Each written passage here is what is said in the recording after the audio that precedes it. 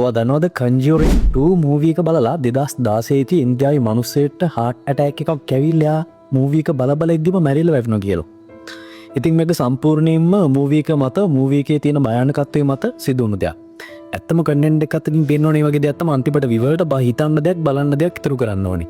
ඒත් එක්කම ඔයාලා බලලා තියෙන හොඳම මූවී එක මම කියන්නේ හොඳම හොරර් මූවී එක බලලා හින් කමෙන්ට් කරනකම් අපි චකී ඉතින් ආවෝ චකී මොනවද බලලා තියෙන හොඳම world greatest horror movies කියලා. එකක් කියලා නෑ ගොඩක් horror films බලලා තියෙනවා. example එකකට ගත්තොත් එහෙම Texas Chainsaw, Substance, Sina, Annabelle, Conjuring ඒ වගේම Raw වගේ films බලලා තියෙනවා. දැන් මට ඔබ කියපන් පර්සනලි ඔබ ගොඩක් බලන්න කැමති ලංකාවෙන් රිලීස් කරන හොරර් ෆිල්ම්ස්ද නැත්නම් ඉන්ටර්නැෂනල් වයිස් ගත්තොත් ඒ ෆීල්ඩ් එකෙන් රිලීස් කරන හොරර් ෆිල්ම්ස්ද? ලංකාවේ වලට කැමති but personally ගත්තොත් එහෙම ගොඩක් international industry එකේ තියෙන films බලන්න තමයි කැමති. හේතු ගත්තොත් එහෙම ගොඩක් තියෙනවා. directing, cinematography, යාලා story telling කරන විදිය, camera angles, ඊට පස්සේ ගත්තොත් production එක, VFX artistලා ඔය වගේ ගොඩක් දේවල් තියෙනවා. ගොඩක්ම මම ආසයි යාලා story telling කරන විදිය. කවුඩින්ම ගත්තොත් character එකක් narrate කරගෙන යන විදියට story එකේ begin එකේ ඉඳන් end වෙනකන් character එක එයාලා narrate කරන විදියට. ලංකාවේ තවුලක් නැහැ. හැබැයි ඉන්ඩස්ට්‍රි එකේ ගොඩාක් දේවල් හැදෙන්න තියෙනවා කියලා මම හිතනවා personally. ඒක හැදෙන දවස් ගොඩාක් කාලයක් යයි. සහ ලංකාවේ ගොඩක් හොරර් ෆිල්ම්ස් හැදෙන ප්‍රමාණය අඩුයි. එක්සැම්පල් එකකට ගත්තොත් එන බන්ධනය ඊට පස්සේ සූම් වගේ ෆිල්ම්ස් හැදුනා. හැබැයි එතනින් යාට ලංකාවේ මම ගොඩක් දැක්කේ නැහැ හොරර් ෆිල්ම්ස් හැදීගෙන එනවා. ඔව් මට ඔය උත්තරේ පැහැදිලි. දැන් චකී කියන විදිහට මට තේරුම් ගියේ ඔය උත්තරෙන් ඔයා ගොඩක් මූවී එකක් දිහා බලන්නේ විවර් කෙනෙක්ට වඩා ක්‍රියේටර් කෙනෙක්ගේ ඇසින්. ඉතින් මට අහන්න තියෙන ප්‍රශ්නේ තමයි ඔයා මූවී එකක් බලද්දී මම ඩිරෙක්ට් අහන්නම්කෝ ඉන්ටර්නේෂනල් ඕඩියන්ස් එන්නත ඉන්ටර්නේෂනල් වයිස් එයාලා රිලීස් කරන ෆිල්ම්ස් වලයි අපිකම හොරර් ෆිල්ම්ස් කියලා ඒ හොරර් ෆිල්ම්ස් වලයි ලංකාවේ අපේ අපි මම දන්නවා කිව්වල ගොඩක් තියෙනවා කියලා ලංකාවේ ප්‍රොඩක්ෂන් එකේ හොරර් මූවිස් වල ඇයි මේ දෙක කම්පෙයාර් කරලා ගත්තාම මොනවද අපේ ලංකාවේ ඒ වගේ තියෙන අඩුපාඩු මොනවද ඔයා දකින්න විදිහට මට හැදෙන්න දෙන දේවල් පොඩි ප්‍රමාණයක් කියන්න සම ඒකට ප්‍රධාන කාරණා කීවම ගන්නවා. ප්‍රධානම දේ තමයි මම ගොඩක් කරලා ලංකාවේ දකින්නේ.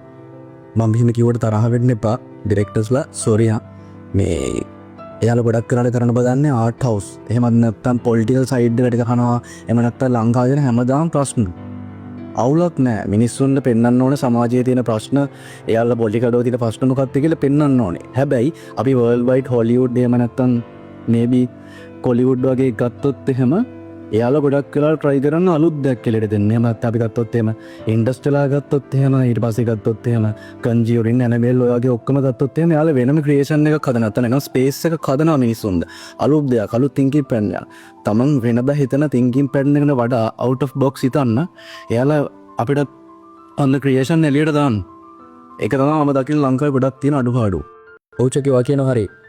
ගොඩක් සක්සස් කන්ටෙන්ට් එකකින් අන්තිමට එයාලා බලාපොරොත්තු වෙන්නේ විවර්ට හිතන්න දෙයක් දෙන එක. මොවා කිව්වගේ out of box හිතන මිනිස්සු ලංකාවේ ඇත්තටම ඉන්නවා ගොඩක්. මේකේ ප්‍රශ්නේ තියෙන්නේ එයාලට එයාලගේ නිර්මාණ එයාලගේ ඒ හැකියාව එළියට දෙන්න රිසෝසස් නැති එක. සහ ගොඩක් කට්ටිය එයාලගේ ඒ ස්කිල් එක එළියට ගන්න බයයි. සමාජයට බය ගොඩක් සමාජය කියන කෙන විදිහට ඇත්තටම ආටිස් කෙනෙක් නම් නටන්න ඕනේ නැහැ මං ඉදිරිය කොට හොඳ ආටිස් කෙනෙක්ට ඕනේ හොඳ ආටිස් කෙනෙක් වෙන්නේ තමන්ට ඕඩියන් තමන්ගේ කන්ටෙන්ට් වලට ඔඩියන්ස් එක අනුගත කරගන්න නැත්නම් ඔඩියන්ස් එකේ රික්වෙස්ට් වලට නටන ආටිස් කෙනකින් ඇත්තටම වැඩක් නැහැ මං දන්න විදිහට ඉතින් ওই විදිහට තමන්ගේ හැකියාව තියාගෙන තමන්ට පුළුවන් ඒ හැකියාව ස්කිල් එක තියාගෙන ඒවා නිකන් පාඩුවේ ගුලි කරගෙන ඉන්නවට වැඩිය ලංකාවේ හෙළ සිනමාවෙන් ඉන්ටර්නැෂනල් ලෙවල් එකට මැච් වෙන හොරර් මූවී එකක් නැත්තම් ත්‍රිලර් මූවී එකක් කොමඩි මූවී එකක් රිලීස් වෙනකන් ඔය ඔළුවේ ඇතුලේ අපේ ඉන්න සමහර අන්ඩර්රේටඩ් ආටිස්ට්ලාගේ ඔය ඔළුවේ ඇතුලේ අදහස් හංගගෙන ඉන්න නැතුව ඇයි අපිට බැරි අපේ වැඩක් කරලා ඒ වගේ දෙයක් එනකන් අපිට මොන හරි දෙයක් කරන්න අපි වැඩ ඉන්න පිටසට අපි ඒ වගේ දෙයක් කරා ෆස්ට් ටයිම් ඔන්න ඉන්ටර්නැෂනල් හොරර් මූවී එක එක්ස්පීරියන්ස් එක ගන්න ඔයාලට අපි ෆැසිලිටි එක ස්පේස් එක හදලා දීලා තියෙනවා. මෙතනදී වෙන්නේ ඔයාලා මෙච්චර කාලයකට ලංකාවේ වල්ලා තියෙන නෝමල් හොරර් මූවී එකක් විදිහට නෙවෙයි. මෙතන එතනින් එහාට දෙයක්. අපි යූස් කරපු ටෙක්නොලොජිස් අපේ අපි ලියපු ස්ක්‍රිප්ට් එක ඔයාලා බැලුවම තීරණය කරන්න මේක මොන වගේ ක්‍රියේෂන් එකක්ද කියලා අද ඉතින් අපි ඔයාලට ඉන්වයිට් කරනවා ප්ලේ ටයිම් ෂෝ බලන්න. අපි බලමු ප්ලේ ටයිම් ෂෝ එකේ ට්‍රේලර් එක.